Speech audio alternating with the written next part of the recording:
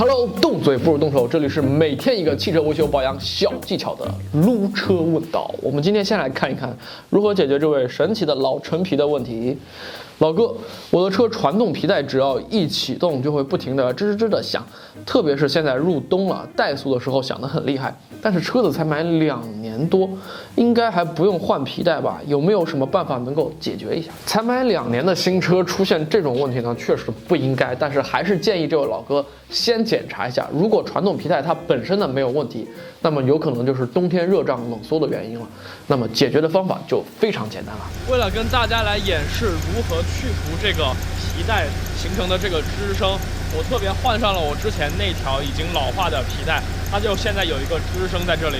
那么我们就需要使用这种锡质润滑剂来喷在这个皮带上，注意一定要是锡质的才能够解决这个问题。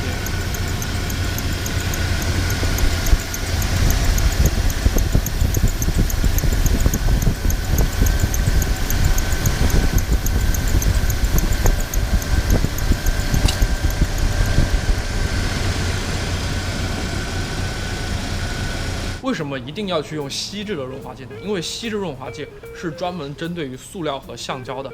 那么其他的润滑剂其实也可以去短暂的消除这个噪音，但是其他润滑剂它会对这个橡胶有一个腐蚀，那么就会减弱这个皮带的一个强度。那么这个强度一旦被减弱了，那么它就有断掉的风险。那么这是非常非常危险的，所以大家在购买的时候一定要去购买锡质的润滑剂。如果刚刚那个小技巧对你修车养车有帮助，那么请把它转发分享给你的朋友们。